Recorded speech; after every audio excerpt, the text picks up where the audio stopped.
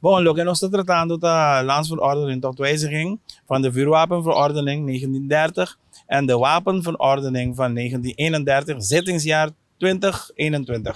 Esa que será. Bom, essa aqui tem será que eigenlijk lei que o governo manda bem parlamento of cambio de lei para nós por cambio de 4 anos, entre outros, de 4 anos para 6 anos, para o que trata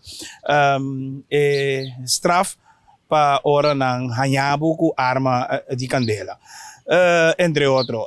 Pero, kiko ta pasa ko elei que nós temos elei que tá, mas não bisa, elei que do rommel. Eu tenho buyback, simplesmente me nós aqui elei que via parlamento mês. Passo hora para vai tomar nota de tudo detalhe nang den passado nós tu saco na diferente ocasião bingo em proposição para entre outros entregar arma, etc. Botar sem com quantidade de coisas que nunca a funcionar. Estatística mostra que nunca esse não dá um resultado positivo de abaixamento de criminalidade.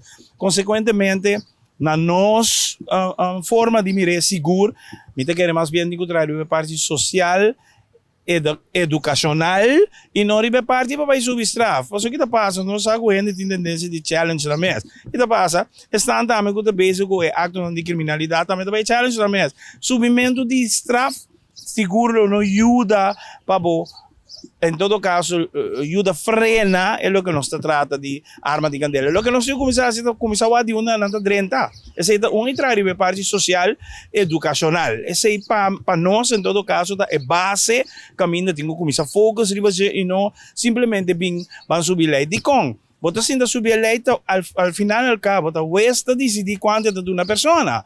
Então, se você tomar nota, a base de estudo que nós fazemos, é 4 anos que está pondo agora que nunca resulta agora uma pessoa com arma de bater, nunca uma pessoa não é 4 anos. Sempre um par de luna lá vai cá. Então, para que aumento de castigo agora aqui?